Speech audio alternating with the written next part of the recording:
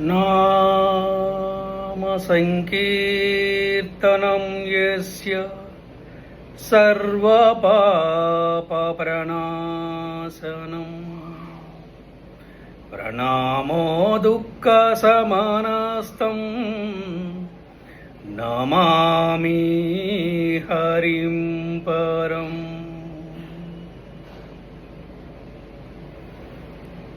ఎవ్వని నామ సంకీర్తనము సమస్త పాపములను హరింపచేయనో, ఎవ్వనికి చేసిడి వందనము సమస్త దుఃఖమును నశింపచేయునో, అట్టి దేవదేవుడైన శ్రీహరికి వందనములు. ఈ కలియుగములో వచ్చేటటువంటి కష్టాలకి, బాధలకి, దుఃఖాలకి మనకి పరిష్కారం ఏమిటంటే,